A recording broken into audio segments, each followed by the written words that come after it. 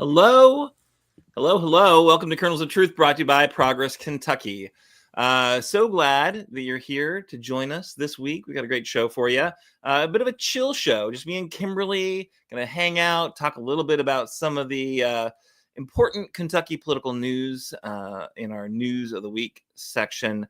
Got some the wrap up of the legislature to do. We want to go over some of the really bad bills that became law despite Governor Beshear's vetoes, and who specifically brought you those bad bills. I think that's really important that people know that so they can put together those dots and hold some politicians accountable. It's one of the reasons we do this show, is so you know who's doing the bad stuff. Maybe we'll celebrate some of the good stuff, but most importantly, give you the information you need to be an informed and engaged voter. That's what it all comes back to, right? Democracy. Let's do it. All right. So hope wherever you are, you're safe. Your hatches are battened down because, we got some weather coming through Kentucky the next few days. So please do be safe, people. But, unless we hear tornado sirens, we're going to just go ahead and do this show right now. But before we do it, I want to check in. I want to make sure you're here to help create a more compassionate Commonwealth. Because again, folks, we're not just like talking heads on the interwebs, right? We are a digital demonstration for a more, for a better Kentucky, right? And it's super clear we're going to need long-term power building to create better policies and better political outcomes in Kentucky. We hope you'll support Progress Kentucky in our campaign to make that happen. Let us know how you want to help. We're focused on fighting back against Trump and the government of, by, and for billionaires that Trump is currently building. So if you're in Kentucky, if you're progressive and you're fired up to help bring more progress to our great state, we need your help. Either boots on the ground, or you can make a contribution right now via our secure online website. Act Blue to help turn Kentucky purple. $5, $10, $20, $200. Why not? That all adds up. Gives us the resources we need to create real political change. So hope you can check that out and join us. Get involved however is most comfortable for you, because really with the authoritarianism that is headed our way, it's time for all of us to get boots on the street for sure. So now let's check in with our co-host. Let us know who you are, where you are, what are you protesting today? And we want to know about you as well. If you're watching live, put it in the chat. We can put it on the screen. I'm Aaron. I'm coming to you from Lexington, a beautiful deed-restricted community known as Childsburg, really close to that urban growth boundary. And my sign today says, "We elected the governor. Let his vetoes stand. You jerks." That's probably a little long. And probably uncalled for to call them jerks, but really jerky behavior for sure. All right, that's me. Turn to my co-host, Kimberly. Are you there? Are you muted? Yes, sir, I am. How are you doing on this wonderful day? Can't complain. Really can't complain. Kim? There's a lag. Is Can there? you? Oh no. Yeah, I'm right here. It's already starting because of the weather. Look at this. It's already starting. How are you doing today? You doing all right? Yeah, I'm doing well enough for sure. Aaron? Yes, I'm doing well enough. Hello? What? Okay. Okay. So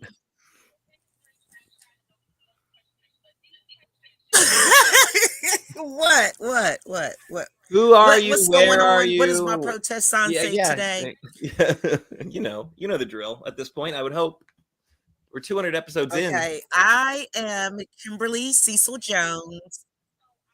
I know it's messing up. I can't believe it. But hey, my name is Kimberly Cecil Jones. Some people call me KCJ. Some people call me Princess K. Right here in the Commonwealth, right here in Jefferson County, Louisville, Kentucky. And my protest sign says today, I am fed up and I'm not going nowhere on April the 5th. Fed up and not going nowhere on April the 5th. All right. I guess that's a teaser It's a teaser for No, later. We're gonna have to like deal a with little this bit, yeah. delay. We're gonna have to deal with this delay, Kim. You're gonna have to just jump in and go for it and not wait for my response, because this is gonna be awkward for all the poor listeners, I think. It's like, when you're watching the show and they've got that delay on like Meet the Press or whatever. You're like, what is? No, I don't want. I don't want the dead Boy, air. I don't want to hear the listeners, dead air. I got a brand new computer and everything, but I think it has something to do with the weather. We should definitely 100% blame the weather. But we're going to go into news of the week, which I believe we've got I hope everyone likes. If you're watching this show right now, I hope everyone is really enjoying the new graphics. We have done a full-on rebrand, new logo, new colorways, new all this stuff. Kudos to Parker and Annabelle, our communications team, who made that happen. So I think is there not a news of the week image we can show? Yes. Oh, look at that. It moves. It even moves. So exciting. Although they took away my bad joke about news of the week, WEAK, because that's politics in Kentucky. But the first story for news of the week is Kimberly Cecil Jones. Take it away. Eventually. Well, the first thing that I'm going to talk about today, Aaron, is about our great governor. Can you hear me okay? Yeah, for sure. Can you hear me okay? You can hear me all right? 100%. Okay, great. Okay, great. So, our governor, our very, very great governor, is always fighting for us. And one of the ways that he's doing this is he is suing. And his background as an attorney general makes it even more exciting. So, Governor Bashir is joining 22 other states for over health cuts. Can you still hear me? Yep, just keep rolling. Okay. So Kentucky is one of the 23 states that is suing the federal government over its attempts to pull back $11 billion in COVID-related funds. And our governor is most definitely involved in making sure that things are right for Kentuckians. And one of the ways is him joining this lawsuit in response to an announcement that last week President Donald Trump's administration was pulling funds related to COVID-19 initiatives. Now, this is where it gets real murky and real nasty, okay? All but 2 states that filed the suit were represented by their respective state attorney generals. Kentucky and fellow Democratic Governor Josh Shapiro of Pennsylvania were the exceptions. They did not have their attorney generals by their side, and we know why. So, in a statement to the newspaper coming out of Lexington, Kentucky, the Herald Leader, our governor's office said that the president's job is to carry out the laws of the country. Now, see, this is where it kind of turns. It has twists and turns to it. These funds were appropriated by a law that was passed by Congress. So it was already like in stone, okay? That the president cannot just come and say, hey, we're going to do it some other way, and it hasn't been voted upon again by the Congress. If the Congress approves something, the president does not have the ability to cut it off. So it has already been approved for these funds for all the states, and now he is rescinding those funds. So our great governor, Andy Bashir, he says, at a time when we are seeing measles outbreaks, how it's been a long time. I had the measles. Did you have the measles, Aaron? He says that the president cannot just say he's just going to do whatever, right? So our governor said, at a time when we are seeing measles outbreaks and at a time we are worried about bird flu, this is an investment in our healthcare system that our Kentucky families cannot afford to lose. So This is a big lawsuit. And of course, Robert Kennedy Jr., he's got to put his little 2 cents in there. And he's the department secretary of health. And he also listed as a defendant in the lawsuit. So the Department of Health and Human Services said it was pulling back the grants because COVID-19 pandemic is over. The World Health Organization and also the United States has declared an end to the public health emergency of COVID-19. That was way back in 2023. So it's a 45-page lawsuit.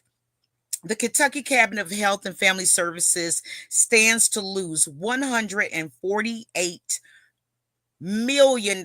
You might just, it's 48.8, but we're just going to say $149 million. That's a lot of money for Kentucky, and we need that money. So I appreciate our governor, don't you, Aaron, that he's concerned about these measles outbreaks. He's concerned about the bird flu. He's concerned about Kentucky. I hope he can hear me doing all of this butt kissing, as they call it, because he is he's the man with the plan. I'm not gonna lie to you. I am so happy. And when I talk to other people, they're like, oh my God, you got that governor, Andy Bashir. I say, yeah, I sure do. They said, man, if you all had a few more Democrats in your legislature, we might even move there. I said, well, hey. Huh. So my second story today, Aaron, is, well, you know what? Let's talk about that. What do you think Yeah, about our governor? yeah, obviously, we're Andy stands here on Kernels of Truth. We're fans of what the guy does. We know it's tough sledding in Frankfurt with a Kentucky supermajority in the House and supermajority in the Senate, and we'll talk a little bit about that later. But what I did want to just underscore is, this is the right move. The fact that that the president is looking to claw back appropriated funds once again. He's ignoring the will of Congress, which he's got a trifecta. So his, congressional leadership are more than happy to see him claw these funds back. But these are funds that were allocated, the waning days of the COVID. It wasn't just because there was a COVID pandemic, it's because the impact of that pandemic was such a huge cut in state income, state taxes. They needed to fund the states to be able to do what they needed to do for public health, for education, etc. And so that, the idea that like, oh, there's no COVID, so we need to like get the claw these funds back doesn't like make a lot of sense, and it ignores the actual kind of reality of when those funds were passed and were allocated. So yeah, it's a lot of money. It's a ton of money, and I'm really glad that Andy's fighting for it. And it's definitely a little interesting that it's a bunch of attorneys general and then 2 governors, but in the states where the attorneys general are Republicans and would prefer not to sue and not to claw those funds back. So Kentucky and Pennsylvania, I guess, glad that the governors of those states, very glad that our governor stepped forward. It's like, hey, I'm a lawyer. I know how to do this. I can sue over this. So yeah, go Andy, go is what I say, Kim.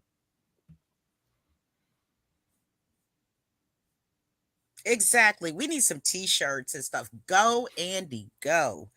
At least somebody's standing up for us around here. Now, let me tell you about the second story that I have. And this is about the Kentucky Education Commissioner. He sounds the alarm about sudden halts in federal COVID payments to schools. And our commissioner's name is Robbie Fletcher. He stated on Tuesday, and he urged school superintendents to contact their lawmakers in Congress about a sudden halt in payments from federal pandemic relief funds. His call to action comes after the Secretary of Education, a Trump appointee, I'm just going to call her Linda, notified state education departments on March the 28th that they no longer had another year as expected to spend COVID funds, and that the U.S. Education Department was immediately halting nearly $3 billion in COVID relief fund reimbursements. So the education department would consider extending the deadline. This is what Linda said, for spending the money on an individual project specific basis. But our own Kentucky Education Commissioner, Mr. Robbie Fletcher, he wrote in his Tuesday letter that after the federal department changed how states could request COVID fund reliefs in February, the Kentucky Department of Education has not received COVID grant funding the next business day, as was previously the case, and was paying district grant recipients and asking the federal government to reimburse us. At this point in time, we have asked to be reimbursed for nearly $5 million with absolutely no response from the United Department of Education. So, really and truthfully, it's almost the same thing as why our governor is involved in that lawsuit, because here goes the same thing. These monies were already allocated, they were already promised, and now, the Trump administration, all of them, they're flipping the script, as the young kids would say. So Fletcher said that 19 districts have asked for extensions to fully spend their COVID relief dollars that totaled $84 million, and 13 districts have $34 million that are remaining, that should be accessible to spend for the benefit of students, primarily on construction projects or bus purchases before the original deadline. Get this, the deadline of March 2026, a year later. So it is so much going on. There's so many projects in the state of Kentucky that are now in jeopardy, including providing educational technology services to public schools, including online school registration services, so on and so forth. And the e-transcript services for high school seniors. The state has also used COVID funding in the past for programs to help students make up for learning loss outside of regular school hours. So, our commissioner here, education commissioner, Mr. Fletcher, he's basically taking the time out to explain how important these funds are and how it will negatively impact our schools and districts. And, it always comes down to this, Aaron. It always hurts first the most vulnerable populations here in the Commonwealth. So this is another thing that's going on. This, you know what? It's only been like 2.5 months in this Trump administration. I don't even know how we're going to make it through a year without all my hair falling out. That's why What do you your think, video Aaron? that's why your video isn't on, right, Kim? It's because all the hair is falling out. I think that's the issue. No, this is another, I'm glad that the education commissioner. No, don't say that. Don't I'm glad that the put me on education that, please. commissioner But wrote this op-ed. Glad that they shared his view in the Kentucky Lantern, one of our favorite publications, to be sure.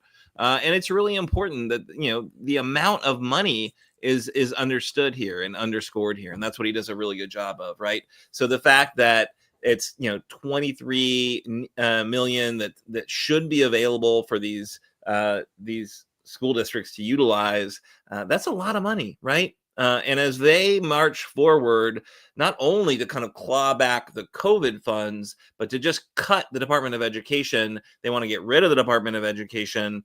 It is, they make a big deal about, it's only 1 in 10 education dollars. 90% of education dollars come from local sources. But for a lot of these rural counties specifically, it's like 30 or 40% of their budget is coming from these Department of Education federal funds. So it really is, it's important that people understand the scale and the scope of what's going to happen. And you're exactly right, Kim. It's the most vulnerable communities who take it on the chin, right? The folks who don't have the resources to get to some of those, make the most of those federal programs, so they're able to get some of the federal support, and they're going to be incredibly vulnerable. So rural communities, watch what's going to happen, because they've telegraphed it completely.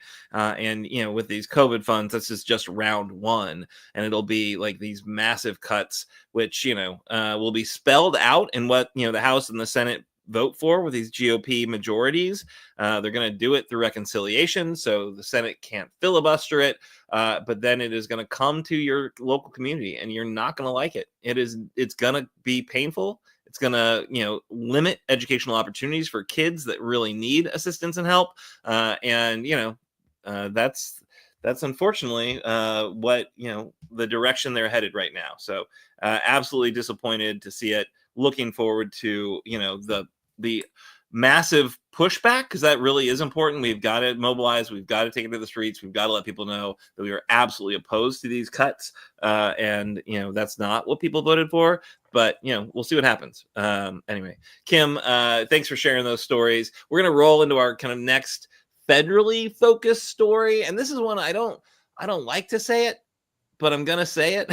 Rand Paul is right, right? So I guess Rand Paul is like a broken clock, right? He's right twice a day, maybe. Oh my God, Rand Paul. I know. But look at what he has been saying, and on Twitter, he says a lot on Twitter. I don't spend a lot of time on X because I don't want to give any more money to that horrific, sketchy, totally freaked out billionaire who is unelected and destroying our government. But Rand Paul's there, and he's been saying things like, "Look, tariffs are taxes. Tariffs are simply taxes. Conservatives once united against new taxes. Taxing trade will mean less trade, higher prices." He goes on, retaliatory tariffs lead to lowered U.S. farm exports, lowered bourbon exports, and less international shipping. Tariffs are taxes, and if you tax trade, you'll get less trade and less prosperity. So this is where, he's right. He is saying the right things about tariffs as we enter into, I don't know, what is today, like Victory Day or whatever, like craziness, whatever, Trump said it with the retaliatory tariffs, and I don't know what he's doing. No one knows what he's doing. The markets don't know what he's doing. He's total chaos. He's total corruption. He wants to use these magical tariffs, which no one seems to have ever explained to him as simply as Rand Paul did on X. So yeah, you should go ahead and take a look at Rand Paul on Twitter, or just trust us. We've got these images. We'll share them. You don't have to go into that dark, nasty, scary place. But yeah, Rand Paul is right. Tariffs are a bad idea for Kentucky. And Trump was pretty clear that he wanted to do it. So if you voted for him without understanding what tariffs were, or just believing his single-sided, poorly informed perspective, that's kind of on you. But now it's going to be on all of us, because it's bad for bourbon. It's bad for farmers. It's horrible for the auto industry, right? We've talked about that a couple of times on this show. Auto industry, for Kentucky, we make more cars per capita than any other state in the country. That's right, Michigan, we're coming for you. But it means that it's tariffs are horrible for the auto industry, and so they're going to drive up the cost of cars. That means they're going to sell fewer cars, which is going to be bad for Kentucky workers and the companies that are based here. So I don't know, Kimberly, are you around? What's your any thoughts on tariffs you want to share with the show? Yes, of course, there's a lot I want to say about these tariffs. Look, we have a madman running this country, along with a even more mad of a man that has nothing to do with his mental, um, you know, illness or anything, or his disability, but evil is evil. Okay. And you have I feel like we're in Gotham City and we need like Batman, right? So all that's going to happen is, hey, you want to buy one of those foreign cars? It's going to cost you a lot of money. People don't understand that even though a lot of cars are made domestically here at home, they still use a lot of parts from China. It's going to cost. Okay. So, um, what's going to happen is that Trump is definitely going to alienate our allies. He's going to drive the pricing up. If you think eggs are expensive now, just wait. Okay, just wait on all the things that we do get from other countries.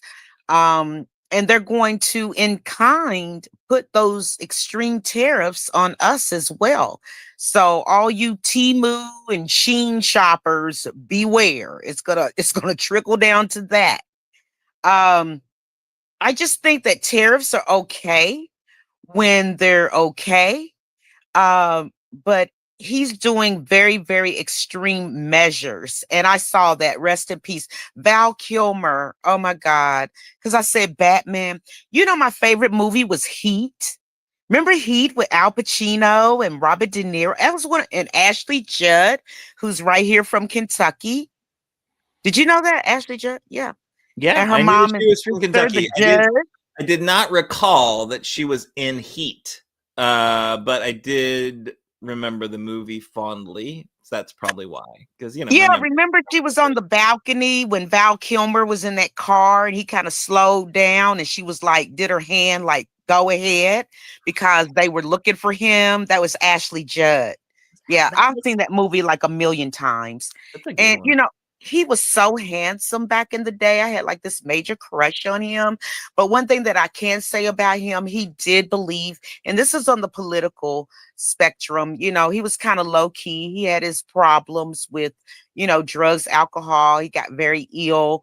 Um, he had a trach, different things like that. But he always believed in democracy. He always believed in fairness for all. And on many occasions, he stood up for those things during his journey of this life. Yeah, good guy for sure. All right, so I think we're gonna roll into. You're right about tariffs for sure. We're gonna now get into our Kentucky story because it's nearly 30 minutes into the show. We've not gotten to our legislative, breakdown, but we should do it because they have been. Yeah, the Kentucky GOP rolled in first day of that veto session and just wanted to show who was the boss. And so they absolutely overrode all of all of his vetoes, right? So he issued more than 20 vetoes and 5 line item vetoes to the legislature, and then they basically rolled right on in and absolutely overturned them all, which really was disappointing. I'd hoped they would have heard a little bit, because the governor was actually listening to the people, right? He was listening to the people's concerns about these bills that were just bad idea bills, but because they've got a super duper majority, and because it only takes a simple majority to overturn a veto, which is a point that is a little odd to me. They got what they wanted, right? So super disappointing, but that's what you get when Robert Stivers is in charge, and disappointed to see it. But we updated our legislative action alert page, so you can see the kind of final results. If you used it throughout the session, just a Google Doc that we were updating, after every day of the session.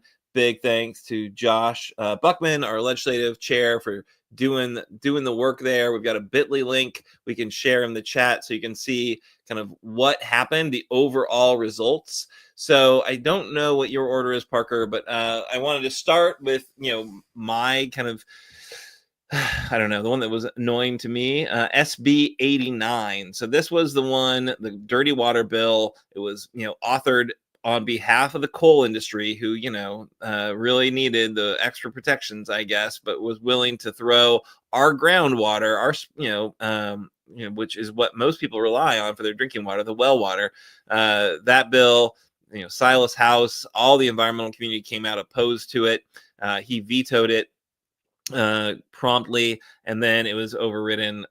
Scott Maiden and Brandon Smith were the champions in the Senate of SB 89. Scott Maiden and Brandon Smith, if these are your representatives, I'm sorry, you should get rid of them. They didn't do you any favors. And then HB 4, which is the one that would outlaw DEI programs.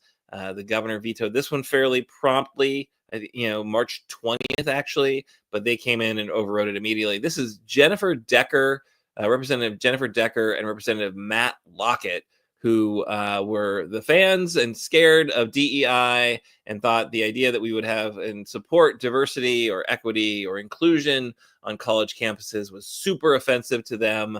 And they wanted to make sure to strike a blow for white privilege and a return to just white supremacy in our education system. So really disappointing to see the Republicans really grab onto that one.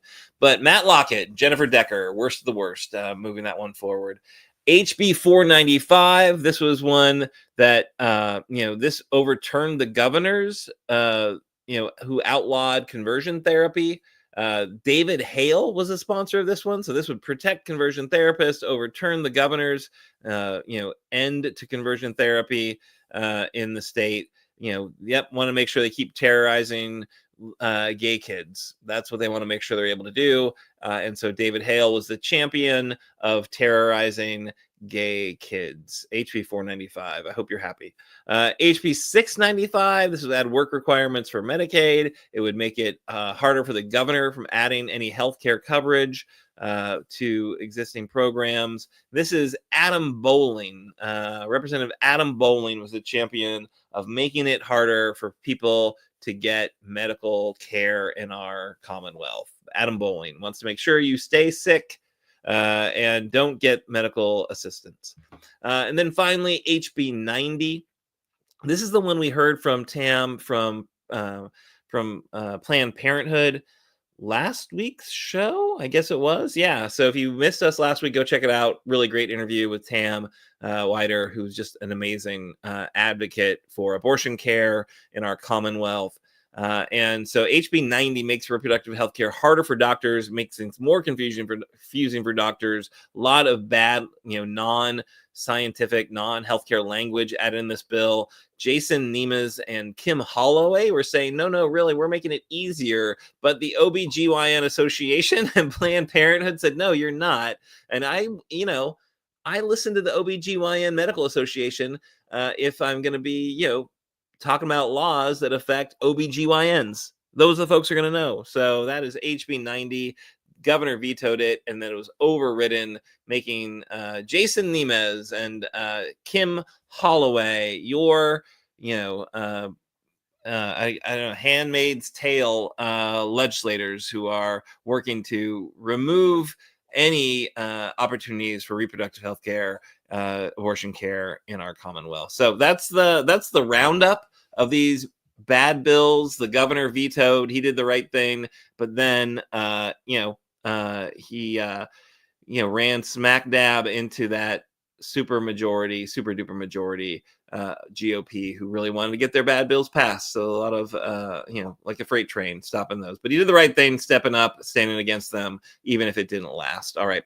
And then I did talk about SB 89, which again was one I paid a lot of attention to, the dirty water bill. I wanted to get someone else's perspective on the dirty water bill. So I'm going to turn to my friend and yours, friend of the show, Colonel Pam Stevenson, who had a great comment on the bill. People are concerned that the government is allowing businesses to pollute their water. Why do we not? And they want to know why it is that something that is working is being rolled back. If they are having trouble getting permits, then what they should do is work on the process and the procedure, not endanger people. And most of the time, this is what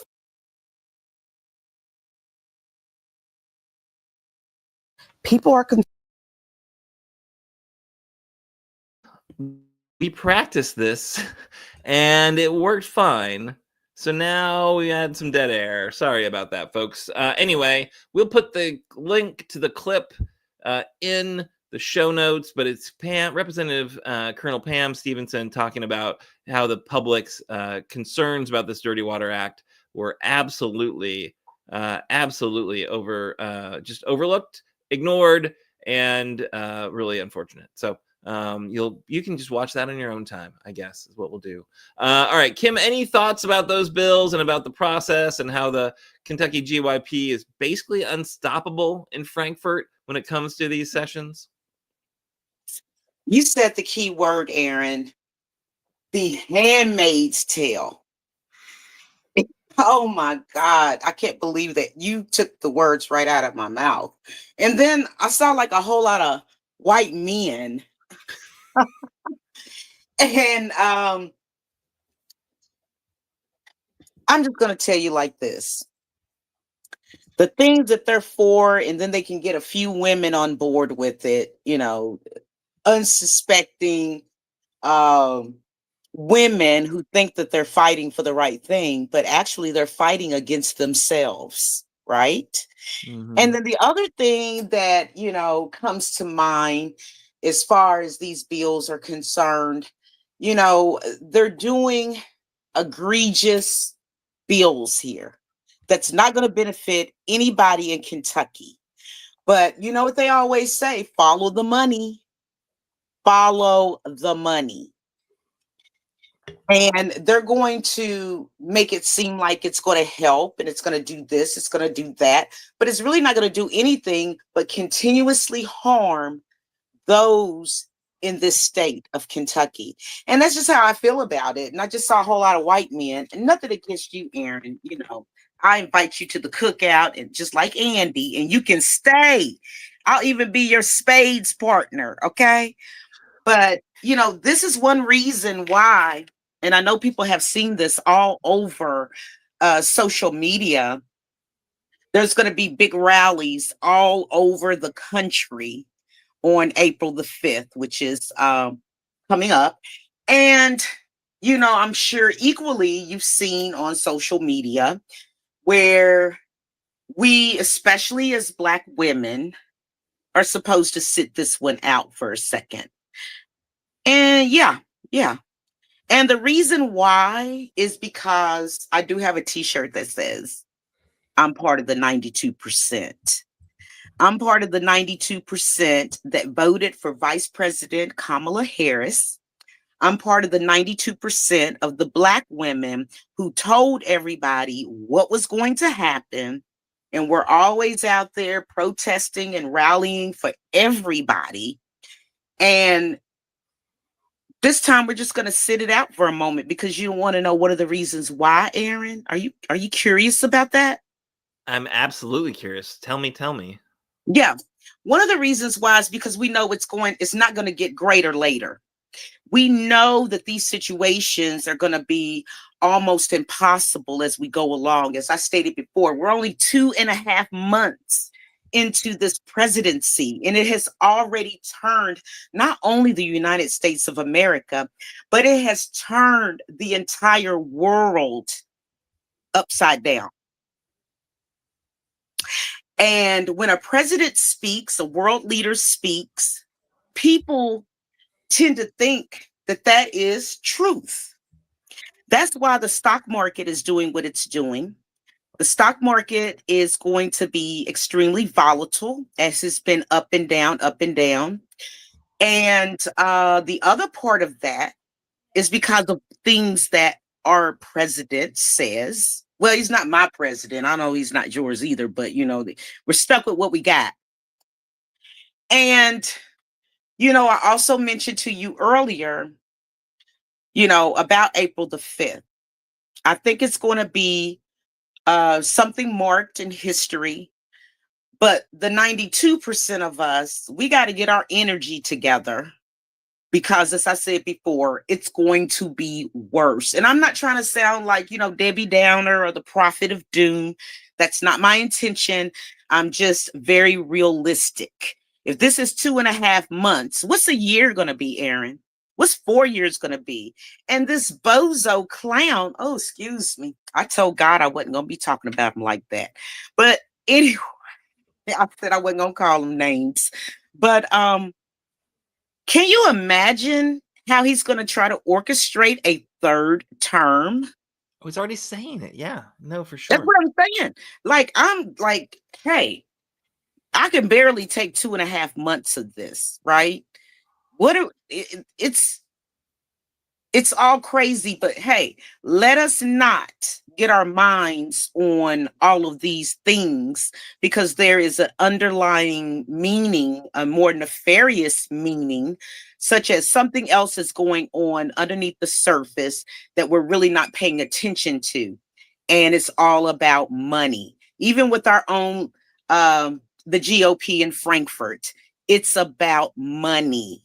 Why did it take so long to approve cannabis, and we only have municipal cannabis at this time? Because they had to figure out how they were going to make money off of it. Just follow the money on anything that we're talking about. Why don't they care about clean water for their grandchildren and nieces and nephews and their mother and father? Why don't they care about that? Why don't they care about the environment? Why don't they care about a woman having the right to choose what she wants to do? As far as I know, we all have to sit in some type of judgment seat when we leave this earth. Hey, we got to answer for what we've done. But don't let women out here, die because it's a bunch of white men trying to tell us what to do. And most of them, you just don't know how many of them, their little side chicks, has had abortions and different things. They're not going to tell you that, right? They're not going to tell you how some of them are undercover brothers. You know what I mean? On the DL, they're not going to tell you that.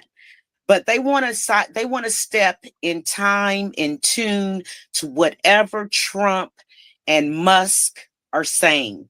It's unbelievable. But I was glad to see today that Republicans and Democrats, a lot of them, stood together against these tariffs. Yeah. No, I don't. I'll be honest, I didn't follow 100% of what you just said, but I get the gist of it. And I do think it's really important that, that, like, I get it. If you're like, I'm going to be here for the long haul. I'm not necessarily charging out of the gates with every protest every time. If you're like, nope, I got to maintain my, my center, my energy for this is a marathon, right? This is not a sprint. We are going to get to the point where it is going to require massive mobilizations in the street. But I will say I am heartened by what we have seen in the last 24 hours, specifically Cory Booker's amazing, 25-hour filibuster, where he was just the man. He so smart, so well-spoken, beat the record for the longest filibuster, which was just amazing. And the best thing about that was that he beat Strom Thurmond, who had held the record for far too long, trying to stop the Civil Rights Act. So really just so thrilled to see what he was able to do. And yeah, people are like, he just talked on the Senate floor. What's that do? It fires people up. It lets you know that they're fighting. It lets you know that people are thinking that this is a crisis moment. He was so eloquent and spoke so passionately and brought so much information. I was just, I was amazed. I was inspired by what Cory Booker did. So that's one thing. And then what I also saw in the last 24 hours was election results that really truly mattered. The fact that Wisconsin's Supreme Court seat, despite Elon Musk coming in and spending ungodly amounts of money trying to buy that seat, giving people $1 million checks for saying that they're going to support, common sense judges or whatever it was that he tried to do, which I'm sure was shady AF. But the fact that he drove turnout against what he was advocating for. So, he was a negative influence for sure. And then look at Florida, those two seats, which were 30-point 30+ point red districts. Trump won those seats by like 30 points. But when you put it very clearly, very starkly, are these people going to go back to Washington and work with Trump and Musk and Doge, or are they going to fight for real people? They cut that margin in half. So a 15-point swing, which is phenomenal. And that means you got 60+ seats that are all of a sudden in play in the midterm. That's big. This is big. So I have been super inspired by the past 24 hours, and I'm going to take that with me to what we're doing next, which is, I think, really important. So I'm going to go to our call to action. Really important one this week. There are events. Aaron, go ahead, Kim. Go, Kim. I had something to say. All right. I had something to say. I just wanted to be known that the record of a filibuster, what Senator Cory Booker did was not actually a filibuster, but a marathon to show the constituency that the Democrats are very, very serious about what's going on and that we must take it seriously as well. So the record of all time, 24 hours and 18 minutes, belonged to Senator Strom Thurmond back in 1957 as he spoke against desegregation and the Civil Rights Act. And also, our Cory Booker used to be a tight end in college. So he's pretty athletic, works out. He did over 25 hours. I just think that he needs all the applause, all the everything. He put everything on the line and he did it. So he has the record now. Yes, I did say all those things, but yes, they're worth saying again. Well, I think you lost your connection at some point is what happened. Yeah. All right. So we're going to go to the call to action. Really important one because this is a nationwide mobilization that is happening right now. Indivisible and others folks have been doing any of these protests. They've probably been organized by 5051 or Indivisible, or if you're in Lexington, the Peaceful Bluegrass Resistance. They've been doing weekly protests, really awesome stuff. Now all these groups are coming together for a hands-off nationwide mobilization. It's happening this Saturday, rain or shine, but probably not if lightning storms are going down. So keep an eye on your Mobilize link. It's happening in Lexington. We're helping to organize a Lexington event. There's one happening in Louisville. That's 5051. Frankfurt, 5051. But our Indivisible Task Force is helping to lead the Lexington rally, a huge crew of groups that are supporting that effort. Bluegrass Activist Alliance, Gathering for Democracy, AFT Fayette, and then Lexington Fayette Urban County government, I guess. Council member, labor leader Amy Beasley is helping us there. Vice Mayor Dan Wu helped us get the space. So we are watching the weather. So please make sure to RSVP on the Mobilize link. If you want to come out to these events, use the Mobilize link so we can get you safety and contingency updates. If Lexington doesn't work for you, definitely head to the handsoff2025.com page. Parker can put that in the chat as well, handsoff2025.com. And there's a map there. You can find the closest event for you. They are happening from Paducah to Ashland, although I just heard from Paducah, I think they are actually going to reschedule theirs till next Saturday, I believe. But, like Kim said, folks, this is it's a marathon. Not a sprint.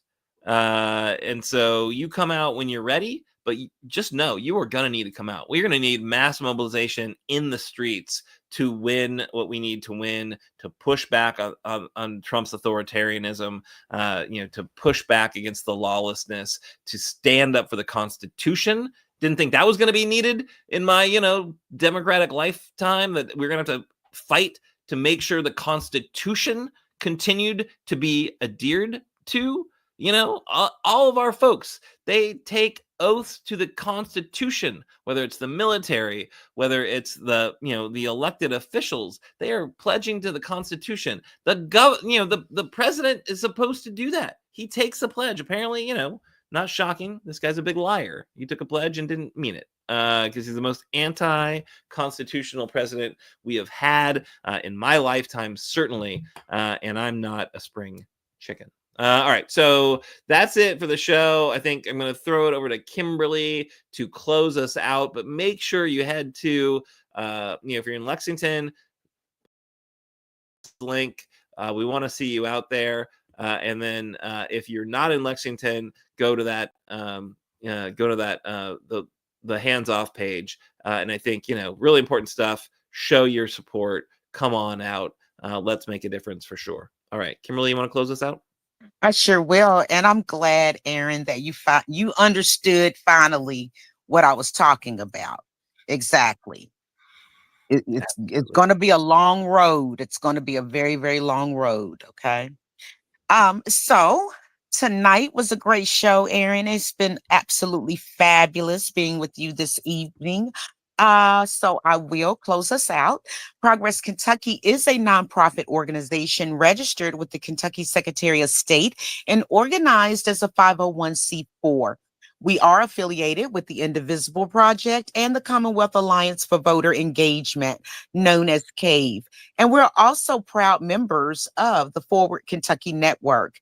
Progress Kentucky's goal is always to educate, organize, increase voter turnout, and advance a progressive agenda through civic engagement. Please join us next week for our 205th episode, and we will be joined by independent journalist Olivia Krauth of Gallery Pass. Production of this episode was by Mr. Parker Williams himself. Thank you so much, Parker. You do a great job. Nate Orshan wrote and performed our theme song. You can find more information and music at natosongs.com. Head there for Zero Songs. Head there for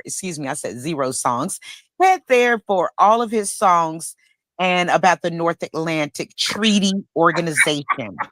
If you miss our weekly live stream on Facebook or YouTube, do not fret, my pet, because audio podcasts and our show notes are always available on Apple, Google, Spotify, and just about wherever you get your podcast. If you do listen to the pod, please leave us a 5-star review wherever you are listening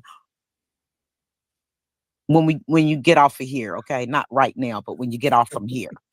So make sure that you like this, share it out. This is important information that we gave to you today. And we look forward to seeing you same time next week. People are concerned that the government is allowed